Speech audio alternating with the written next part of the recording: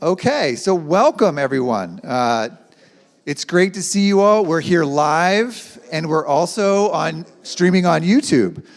We've got about, I think 20, 25, maybe up to 40 participants joining us via Zoom and YouTube. So pretty exciting.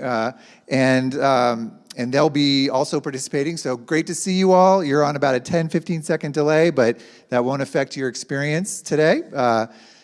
So let's take a breath. Welcome to our deliberative forum, an expert panel on the challenge for democracy. To what extent should the United States and other democratic countries defend and promote democracy around the world? My name is Graham Bullock, and I'm an associate professor in political science here at Davidson, and I'm also the faculty director of the Deliberative Citizenship Initiative, or DCI for short.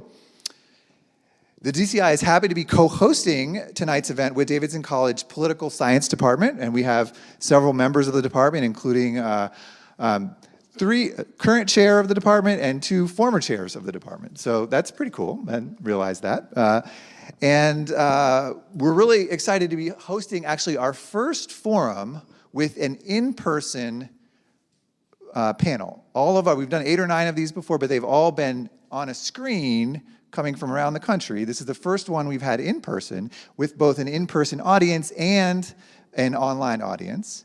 And the first forum we've had not with outside external experts, but with our own Davidson College experts. And in the future, we hope to host more of these types of panels with faculty, staff, others with expertise here at Davidson from a variety of a variety of departments beyond political science. Since I'm in political science and this topic is particularly relevant to political science, we started with these respected intellectuals and experts in different areas around the world, and you'll learn more about their expertise in a moment.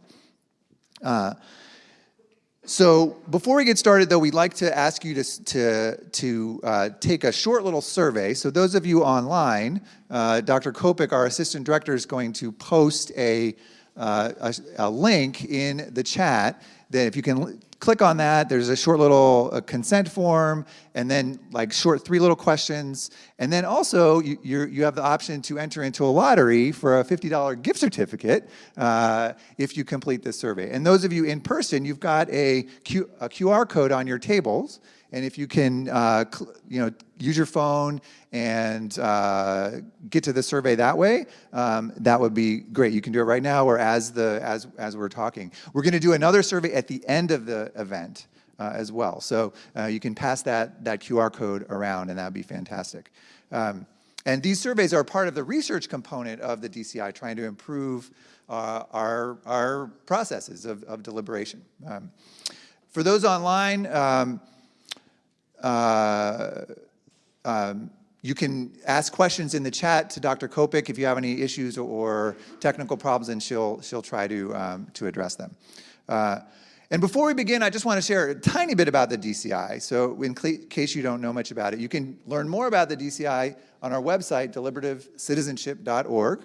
What we do is organize these kind of events to talk about difficult topics facing our society and our community, both in person and online. And we have what we call D teams, deliberative teams, that also meet several times in a semester to talk about these issues. And you get to know the other members of your group. They're ongoing right now, and you can join some in the spring as well.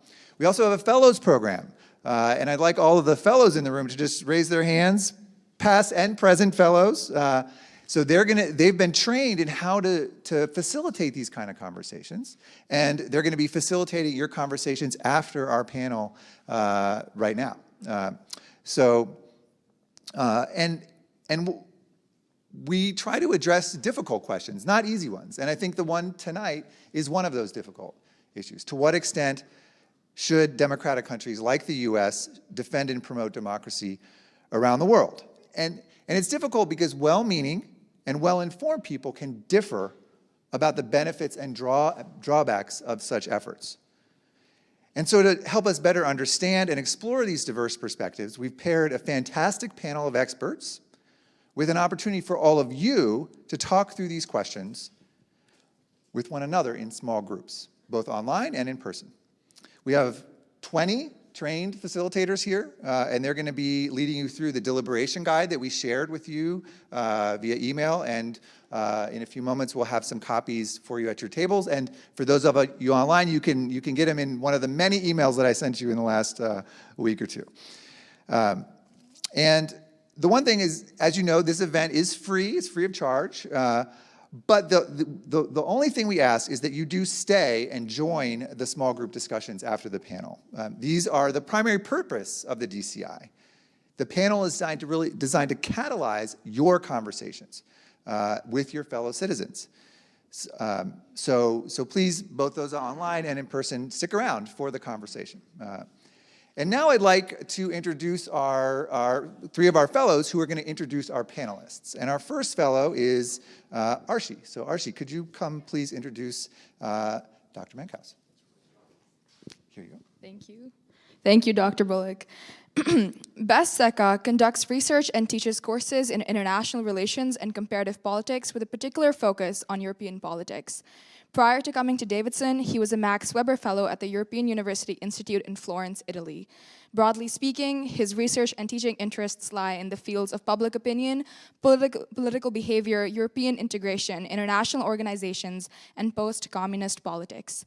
His research examines the causes and consequences of political trust and satisfaction with democracy in Europe. More recently, he has studied the psychology of conspiracy theories and the effect of conspiratorial thinking on political tolerance. He is co-author of Measuring International Authority, a Post-Functionalist Theory of Governance, a book on international organizations published by Oxford University Press. His scholarship on democracy includes an article in Comparative Politics on Do the Rich and the Poor Have Different Conceptions of Democracy, Socioeconomic Status, Inequality, and the Political Status Quo.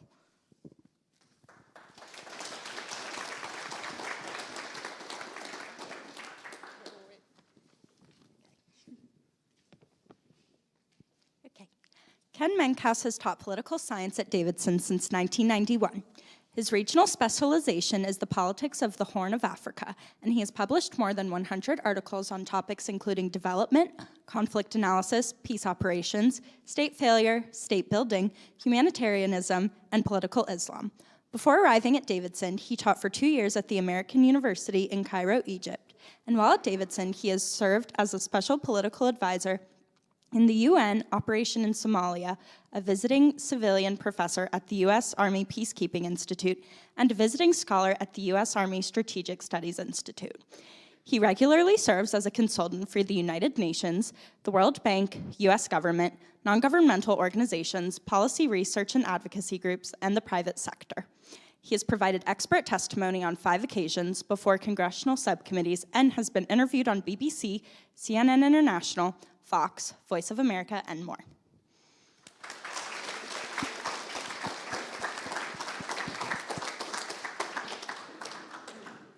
Shelley Rigger is Davidson College's Vice President for Academic Affairs and Brown Professor of Asian Studies. Her research and writing focuses on Taiwanese politics and on the relationship among the United States, the People's Republic of China, and Taiwan. In 2019 to 2020, she was a Fulbright Scholar at National Taiwan University in Taipei, studying the political and social views of Taiwanese youth. She has been a visiting professor at 2 universities in the People's Republic of China, Fudan University and Shanghai Jiaotong University, and a visiting researcher at National Chengchi University in Taiwan. She is also a non-resident fellow of the China Policy Institute in Nottingham University and a senior fellow of the Foreign Policy Research Institute. She has written several books on Taiwan, including Politics of Taiwan, Voting for Democracy, Why Taiwan Matters, Small Island, Global Powerhouse, and The Tiger Leading Dragon, How Taiwan Propelled China's Economic Rise.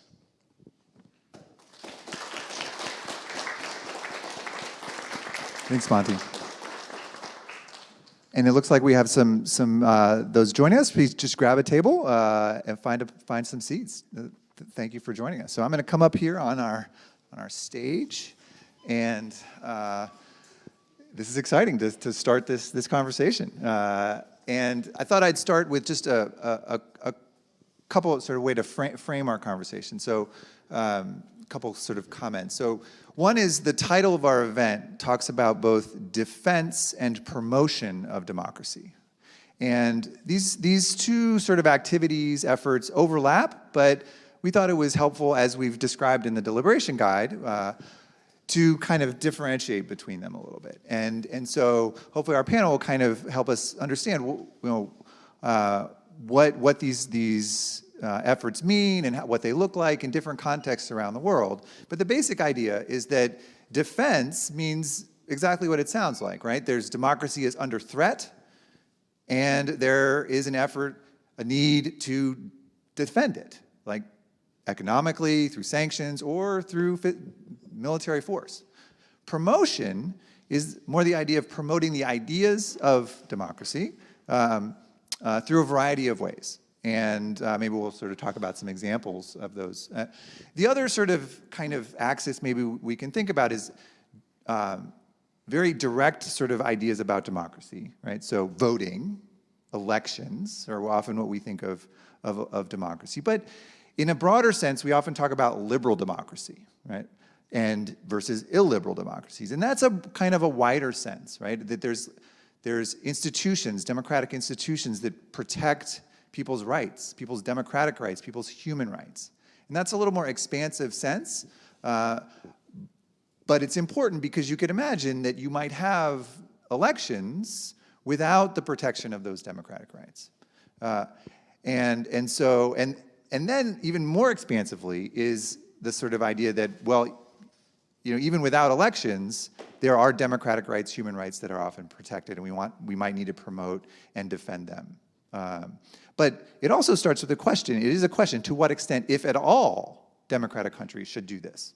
Right? And that's an open question that we want to really think about from the sort of the expertise of our panelists today. So I have a kind of initial question to kind of launch us, and maybe Dr. Succa, you can start us off.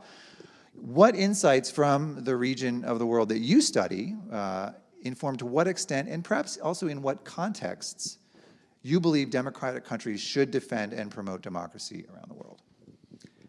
Thank you. Thank you very much for that question and for organizing this panel on this important topic. And thank you all for showing up tonight. This is very impressive and very encouraging. I study Europe, so my comments and my thoughts will be focused on European experience, and I will try to not step on toes of others here and talk about regions of the world that I don't know as well. So the first thing I would like to say about the European experience with democracy that directly bears on the question we are answering tonight is that democracy took a long, tortuous path to be established in what are the most venerable European democracies today. If you take the case of France, centuries of bloodletting, of conflict, of very violent, almost a zigzag of historical developments going from authoritarianism to democracy and then back to authoritarianism. So the notion, we live in a moment where democracy is as widespread as it has ever been, and I think we forget how long it takes for it to be established, how tortuous that path is, and how difficult it is. So keep in mind this as you think about efforts to promote democracy, efforts to even defend democracy, how difficult it is to establish a democratic system. With that said, I think the distinction between defense and promotion of democracy is a very important one, because you could come up with very different conclusions. So the clearest position for me is when it comes to defense, and the historical record in the case of Europe, I think, shows this quite clearly. When democratic countries that are internationally recognized, are sovereign, independent countries, are attacked by non-democratic countries, the record shows that it has been successful to defend, and mostly the US has done the defense, and I'm thinking of World War II, and more recently, the case of Ukraine. These are very clear on international law grounds, right, these interventions. Each attacked independent country, according to international law, has the right to seek out help from allies. And it is well within our right to also provide that kind of aid. And I'm thinking specifically about the US, but in the case of Ukraine, that involves the democratic countries of the rest of the world, including European, non-European countries. Thinking of World War II and thinking of the Nazi experience, right? So that you have countries like France, flawed democracies at the time, even the UK, a flawed democracy, but still a democracy, viciously attacked by an authoritarian dictatorship. The US reluctantly got involved in it, and I think helped turn the tide of that war, and we know how that unfolded. But it was a crucial moment for the US to both intervene during the war and also after the war. What is oftentimes forgotten is that the US provided, through the Marshall Plan, $13.2 billion at the time, which is a lot more in today's dollars, for rebuilding of Europe, for protecting the democratic governments of the various countries, and, very importantly, in the case of West Germany, installing a democratic government and, frankly, forcing them to adopt a constitution that was partly modeled on the US. And so in that case, the democratic progress that happened as a result of that intervention is hard to dispute and hard to argue against in that particular context during the Second World War and after the Second World War. In the case of Ukraine, we are in the midst of it still. An independent country that was recognized by its neighbor gets invaded. Continuously, I might add, since 2014. And finally, in February of 2022, Russia decides to invade the whole of Ukraine. Ukraine asks for help.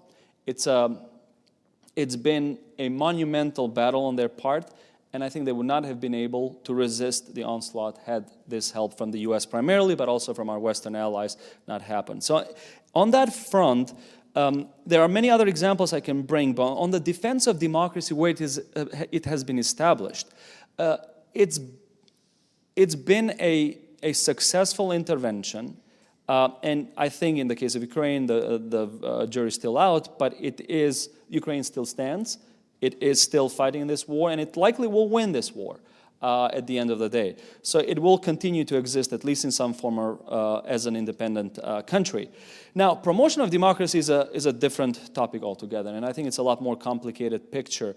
If you look at the case of Europe, during the Cold War, the promotion of democracy had very little success in the communist countries of Europe. It had very little success. It was mostly moral support for opposition and dissident groups in various Central Eastern European countries and, of course, in the Soviet Union. But the actual success and of that intervention, I think, was quite limited. Now, things become a lot more interesting and still complicated after the fall of the Berlin Wall. So the Soviet Union collapses in 1992. Before that, in 1989, the Berlin Wall collapses, and all of a sudden, this ideological conflict between the Soviet Union and its allies and its sphere of influence on one side and the US on the other side and in the Western world disappears overnight. The US and the European Union, here the European Union actually plays a much more important role in promoting democracy in the European context. They engage in this project of reuniting Europe, meaning allowing member states or independent states from formerly communist countries to join the EU. In that process, the European Union and the US as a secondary player have played a decisive role in promoting democracy in countries, in Central Eastern European countries like Poland, Hungary, and Czech Republic, Baltic countries as well, Estonia, Latvia, Lithuania, and some of the Balkan countries like Slovenia, to a lesser extent Croatia. However, more recently, we see very serious backsliding in the very core of the EU, in the form of Hungary and Poland, but not only.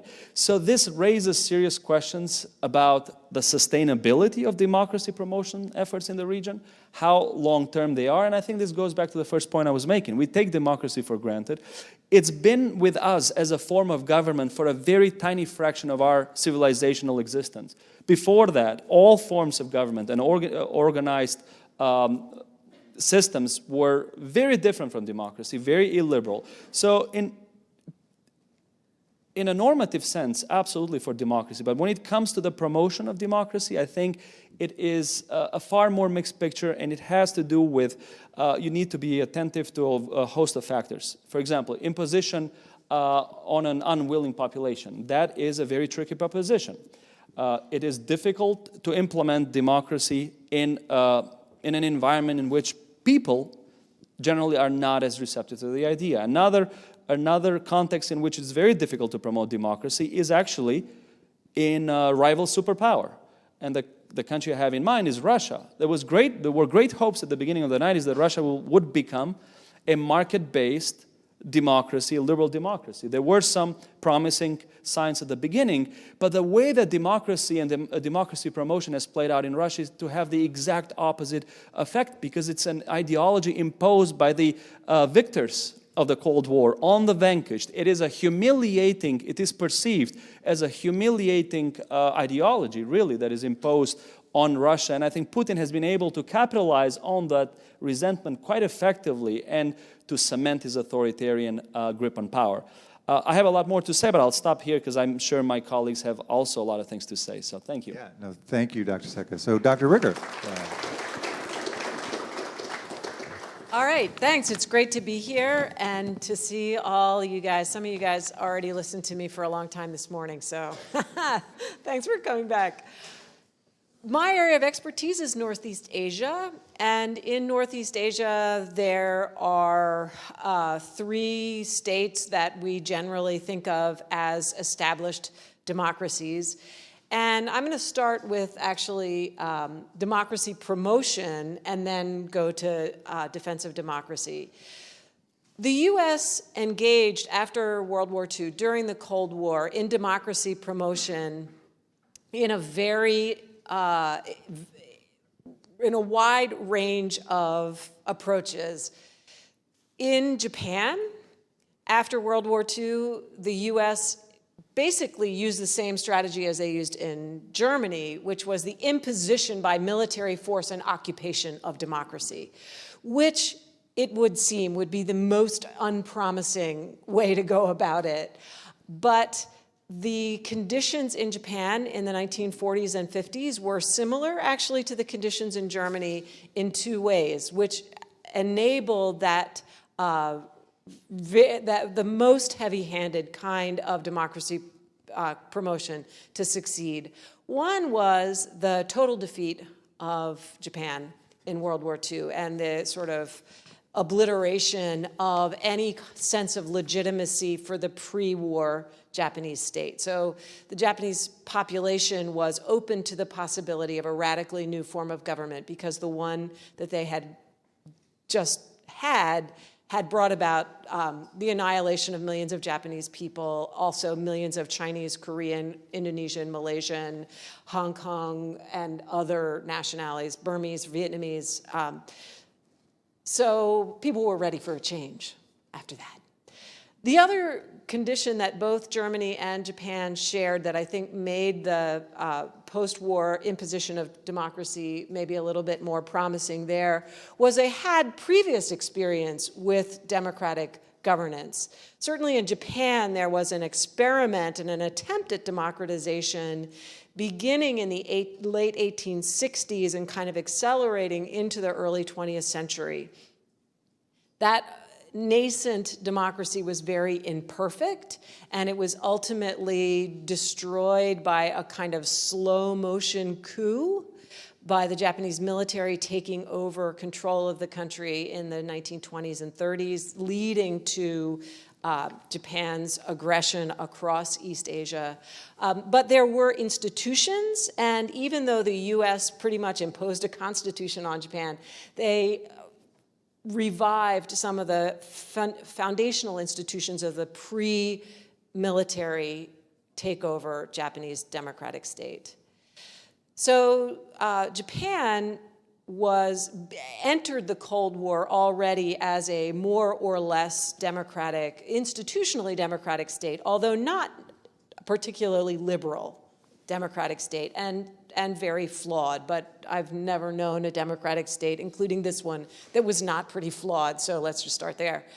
Taiwan and South Korea, which are the other 2 democracies in Northeast Asia that I want to talk about, both really democratized to a great extent in spite of U.S. democracy promotion efforts rather than because of. So the U.S. objective with respect to South Korea and Taiwan was blocking communist expansion. And the idea that these were democratic states was a kind of fiction or veneer over two authoritarian states that existed as a kind of strong shield against communist expansion. In South Korea, the U.S. held on to the idea that the only way to protect Korea from communism was to preserve this very strong authoritarian state longer. And the U.S. was implicated in anti-democratic activity, including violence against democracy promoters and democracy activists in Korea. As a result, South Korean politics to this day has a significant strand of what some people might call anti-Americanism, other people might call kind of skepticism about the U.S., because the U.S. was not really the advocate for South Korea's democratization until that process was pretty well along. In Taiwan, the U.S. had a very similar outlook that the most important thing was preventing the expansion of communism, and the post-war authoritarian state was capable of doing that. But as that post-war authoritarian state kind of squandered its political capital both inside Taiwan and in the international community, and a democratic movement swelled up within the society, the U.S. kind of like when in a heist movie, when they have to steal the diamond off the thing, but they have to put the object of exactly the same weight on the pedestal so that the alarms don't go off. So we kind of like swapped out genuine democracy promotion for this kind of pseudo democracy promotion that we had been doing previously. And the U.S. became actually an important sponsor of Taiwan's democratic transition in the 1980s and 90s. As far as the defense of democracy is concerned, Japan's democracy has not really required much defense from the U.S. South Korea's democracy also has not required a lot of defense from the U.S., but Taiwan's democracy is always the possibility that it could require the U.S. and other partners and allies and partners to defend it. That is ever present, and that is the primary motivating issue in Taiwan's domestic politics and in its external relations. So whether or not others would defend Taiwan's democracy against the efforts of the People's Republic of China to incorporate Taiwan into the PRC, which is not by the standards that Taiwan's population understands democracy. The PRC is not a democratic state. This is the question of our age when it comes to Taiwan. Great, thank you, Dr. Rigger. Dr. Menkhaus.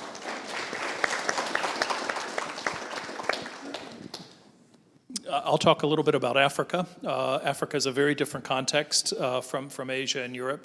Some of the contextual background that's important is, first, it's 54 or so countries, depending on who's counting. So it's a lot of different case studies. This is generally one of the poorest regions of the world. Not all countries, but most of the countries of Africa are low income. It has got a wide range of different settings politically, so this answer really varies depending on what kind of setting, and I'll get to that in just a second. And it's also a part of the world where the U.S. is just one of many, many external actors. We're often not the most important, depending on which country we're talking about. China can be more important, the UN can be more important, or the World Bank, or UK, Great Britain, France. There's a lot of different actors at play in promoting democracy across the region. The one other thing that Africa has that is important in terms of context is that until 1990, until the fall of the Berlin Wall, the end of communism, the wave of democratization, there were almost no democracies, maybe 2 democracies in Africa. So Africa has democratized across most of the continent, and these are all new. These are all new, relatively fragile democracies. That's the context that for promoting and defending democracy is taking place there. The different contexts that I would say help us answer this question in different ways in Africa. You've got some African countries that are democracies. They are democratizing. They're doing reasonably well. And so for that particular kind of setting, what we're talking about is a whole bunch of external actors, including the U.S., involved in democracy promotion. That is routinized in foreign aid programs, ranging from assisting in party formation and development, constitutional reform, providing support to legislative bodies so that new legislators know how to go about the business. Not that we're real good at that right at this moment in history, but we have experts who are. They're just not sitting in Congress right now. Election monitoring and holding of elections, which is a really complex thing to do and not as easy as you think. We've got lots of that. It's routinized. It's generally welcome. If it isn't welcome, the sovereign states can say no thank you. So not particularly problematic on that count. Then we've got countries which are authoritarian development countries that do not welcome development or democracy. And sometimes they are, for strategic reasons, our friends. And so we put up with it. Sometimes we try very subtly to support civil society and other pro-democracy movements, but it's very sensitive. We have to tiptoe around those relationships. And that's where the relationship between the U.S. and civil society in these places where the people desperately want support for democratization and the sovereign government that does not can get quite testy. There is a third instance of severe backsliding, and that is where we have democracies that have been overthrown by the military. That had not happened for quite a while. We kind of thought military coups were a thing of the past in Africa. They're back. We've seen an epidemic in recent years, mostly in West Africa and the Sahel. And here, the good news for the U.S. and other promoters or defenders of democracy is that we've got the African Union already telling us what to do. The African Union that was formed in 2000 has specific clauses in its charter that do not accept the unconstitutional removal of an elected government from power. And so sanctions, we follow the lead of the African Union, typically in imposing sanctions on and putting other pressure on military juntas that have come to power in a coup. The complicated case, the fourth setting, are the failed states, the fragile and failed states that have slipped into varying degrees of civil war and ethnic violence, and those are our big challenge because there we have at times had humanitarian crises on a biblical scale. Africa has attracted not one but a dozen or more UN and African Union peacekeeping operations. The U.S. only led one in Somalia. I was part of that. I'll talk about it in a minute. But we also provide support in a variety of ways for those peacekeeping or peace enforcement operations. And here, democracy is interesting because when you go into a civil war and you either through negotiations or imposition, a peace is established. The next step is, okay, now who do we bring to the table to negotiate? And it's almost always for a transitional government, a temporary government that is going to establish a provisional constitution and the rules of the game for the establishment of a permanent, legitimate government. Well, how are we going to get that? We're going to have to hold elections. And so that's where the U.S. and its many, many pro-democracy friends find themselves in really challenging circumstances because what they're really after, first and foremost, is not democracy. Democracy is just part of the story toward reestablishing a functional, stable state. But the only way to get a legitimate government out of these civil wars and negotiated settlements is through elections via a transitional government. It's incredibly difficult to do. It is contentious. There are people who say you shouldn't push the elections. Why? Because in a context of a country emerging from conflict, emotions are raw. Trust is very low. There's often been ethnic cleansing. And in that setting, the prospects for holding peaceful elections are not good. Elections, in fact, are a major trigger of renewed violence because they're seen as zero-sum games. That the one side is going to win through the ballot and not the bullet, and the one that thought maybe it could win with the bullet is not very happy. And so we have ongoing debates about how best to manage democracy in that particular setting. One of the great challenges there is when you've had civil wars, and they have been mostly along identity lines, usually ethnic, sometimes religious, and others in Africa. That polarization produces elections that really degenerate into an ethnic census, where everyone from Group A is voting for their guy or their woman, and it's whoever can cobble together the most votes wins. You can imagine that it also produces a lot of corruption, a lot of vote buying, a lot of people voting multiple times, and often a lot of conflict. So we've been trying to figure out ways to promote, in that particular setting, promote democracy toward a stable, legitimate government in ways that produce less conflict, and it's not easy. We're frankly, a lot of times, our conflict prevention goals and our democracy goals and our state building goals are in really, really sharp tension. I'll just end with a thought, in terms of how we personally feel about democracy promotion. When I was with the UN operation in Somalia in 1993-94, we had gone in. This was a military operation to enforce a peace on a country where the state had completely collapsed for 2 years, where armed militia had produced raiding and predatory banditry that produced 250,000 famine victims and 1 million refugees. This was the biggest humanitarian crisis in the world. The U.S. leads a UN operation to go in and establish a peace, and then handed it over to the UN, which I was part of, to rebuild the government. And how did we do it? Well, we were given authorization from the UN Security Council to engage in a process that was grassroots. They said through the broadest possible participation of all segments of Somali society. And so we started rebuilding the Somali government at the district level, going one district to the next, asking them to establish a representative body of 21 people. Couldn't hold elections yet, but it was toward that goal eventually. And in my experience, what happened there is populations who were marginalized and weak, who'd been preyed upon, who'd never had any power, were thrilled. We were their allies. We were their best friends. You felt like you were doing God's work by helping them for the first time have voice.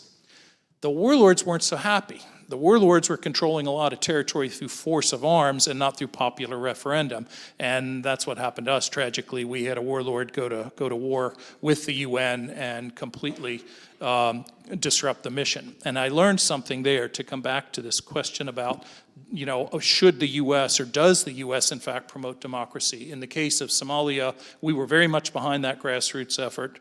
But once the war got out of control, the U.S. and the UN quickly switched to, okay, let's just try to cobble together an agreement among the three biggest warlords to provide a stable government, and let's get out of here.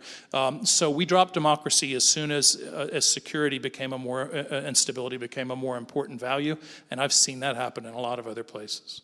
All right, well, thank you for...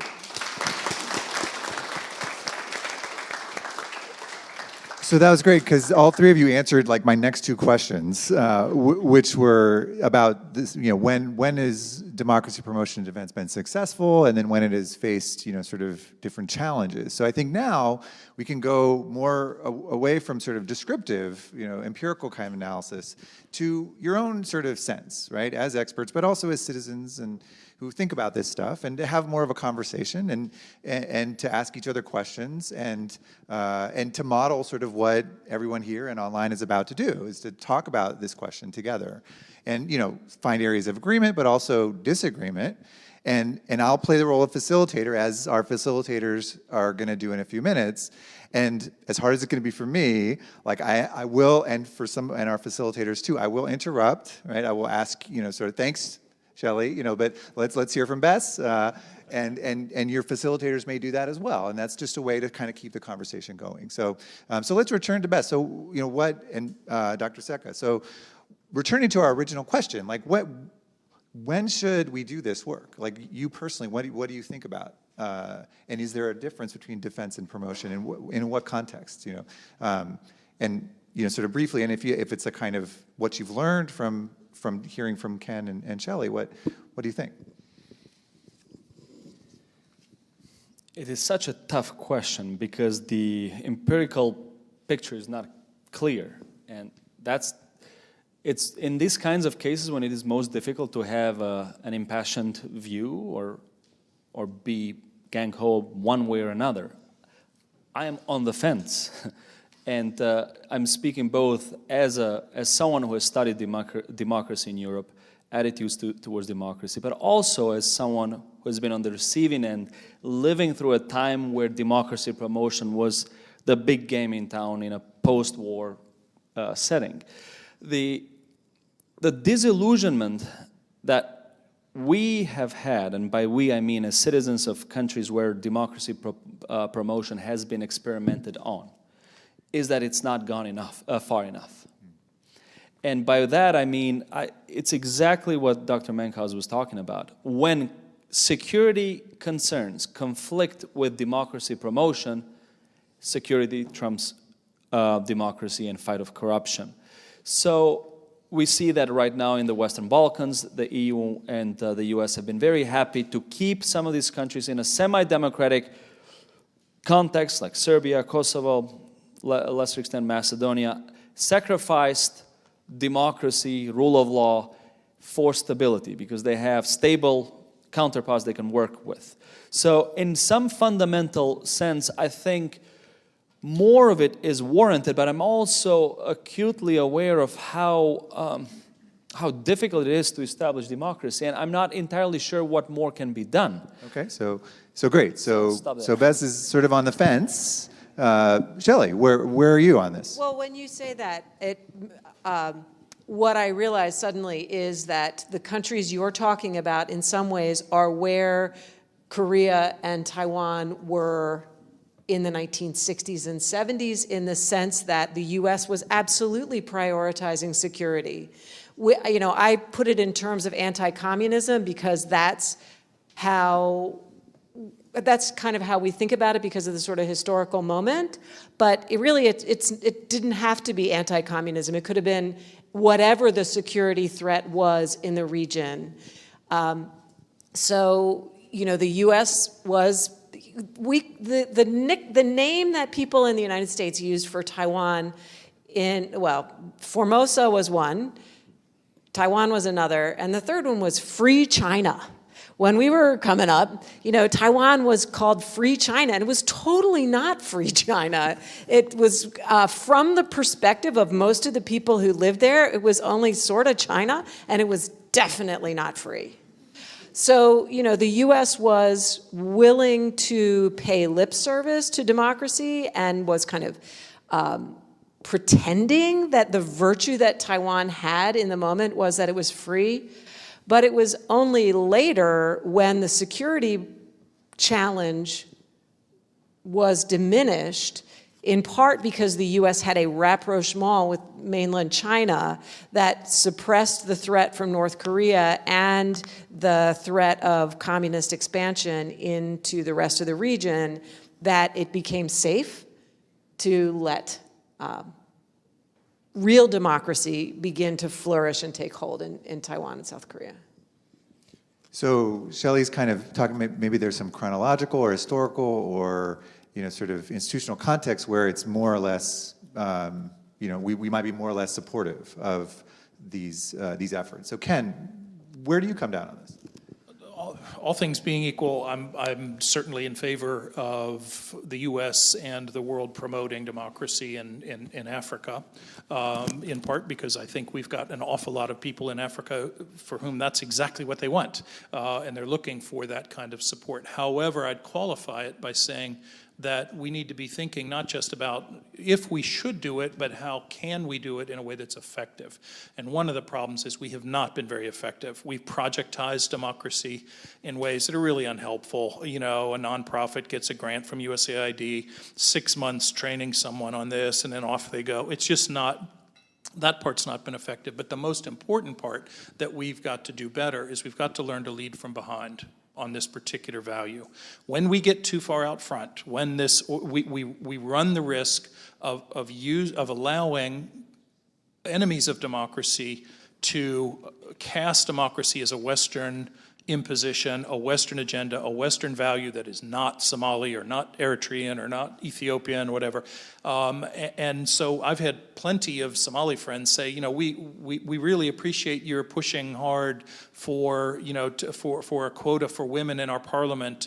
You know, it's really important for women's rights and representation in Somalia, but just don't talk about it much. Let us do it. You know, give us support, but let us be the ones to find rationales and justifications for that through Islamic discourse in ways that diffuse that criticism that we're imposing. And so to me, that it's a lot of it is about tactics and style that could be done much more effectively.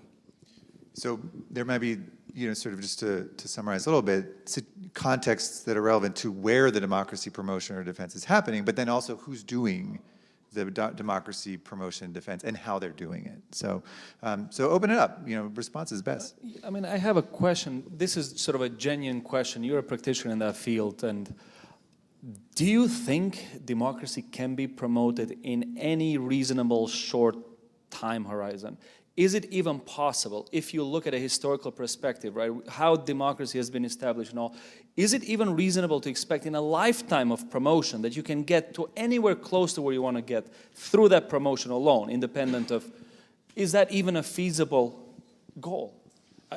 Democracy does take a long time, just like state building. It takes a long time. It needs to be soaked into the culture. That takes generations, and that has to be organic. You really can't do that from outside.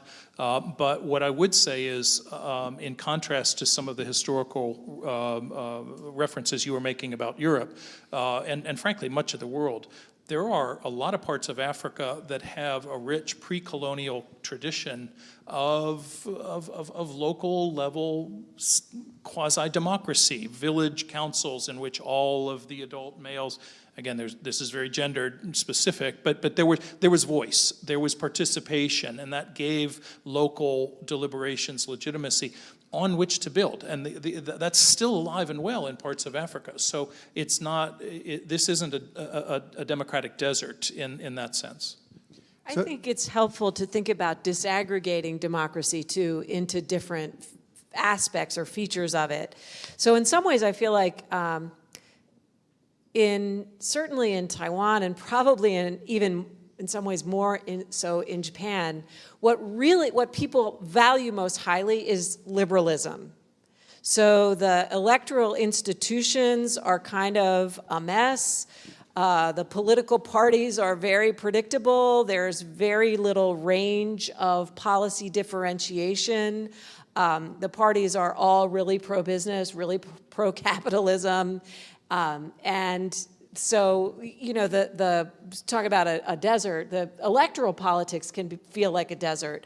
However, people really value the liberal components, which are like the participation, the voice, the representation, the freedom just to live the way you want to, you know, to read what you want to watch what you want to talk to who you want to marry who you want to, which is legal in Taiwan but not in South Korea or in Japan. So, and then there's the whole question of like democratic outcomes. So a lot of times when people in Northeast Asia are asked, what does democracy mean? They say, it means that we have a better standard of living. Like the government does a good job of fixing our economic problems. So, you know, it's a lot of expectations wrapped up in one kind of cheerleader word. And sometimes we we get so focused on the election or the sort of procedural elements that we fail to maybe leverage the non-procedural parts, which are actually what's really attractive to people. So fantastic. We've got about 5 minutes left before we open it up for our tables and our breakout rooms to pick up these questions. But we've been talking, I just want to return, we've talking about a lot about promotion, but less about defense. And I want to sort of return to that maybe in our last round of sort of conversation. There's two kinds of defense that I sort of think that comes to my mind, right? So there's the example of Japan, right? Or Germany, where there was an existing democracy, at least at some point. Or Ukraine, right? Flawed many ways, but there was a democracy. Then there's other contexts where maybe not so much, or very nascent, and yet there's a concern that there's democratic values, human rights being, sort of violated. Iraq, Rwanda, Serbia, Kosovo, Bosnia, right? As examples where you're not necessarily defending democracy in the sense that we think of it, but it's going in and defending human rights and democratic values that we also care about. So how do you guys think about that? Like, should we do it all or none of it or something in between? I mean, we're getting into the territory of humanitarian intervention, which is a whole different animal. And I think I'd rather not go there because it entails completely different assumptions about what is at stake, how it should be done. I mean, we mentioned Iraq. When I'm thinking even of Germany, West Germany after the Second World War period, was not a defense of democracy. It was a military imposition on a defeated country, total imposition of a system of government. Yes, they did have a history of it before the war, but it was sort of imposed on it. So the defense, the kind of defense I have in mind when I think of defense of democracy is the Ukrainian case. I mean, that is the clearest cut. It's a flawed democracy, sure, but it's an independent country and it is under attack.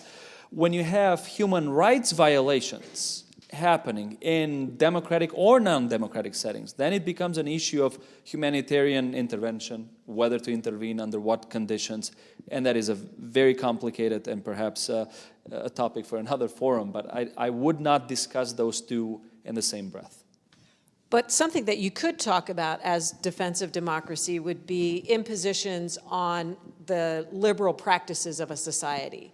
So when you start to see censorship, even in a country that's still having elections, still doing the sort of daily maintenance of democracy or democratic institutions, but information is disappearing, or political leaders are demonizing particular subgroups of the population, and we can sort of see that this thing is headed in a direction where eventually somebody's going to say, why do we still let these people vote? And so I think it is important to, assuming that democracy is the preference of the people in that country, which I think oftentimes it is. One of the critiques of democracy promotion and democracy defense is that we're imposing something from the outside. I can tell you with absolute confidence that the people of the democracies that I study in Northeast Asia prefer this form of government to the one they had before and to the most likely alternative that they could get in the future. So when illiberal trends begin to call attention to those and to try and disrupt those trends, I think is actually consistent with the interests of the citizens in those places. Okay, so we've got about 1 minute left. I want to give Dr. Menkhaus the final word on this question. So, In Africa, the notion of humanitarian intervention and democracy, for reasons I just described before, get mixed up.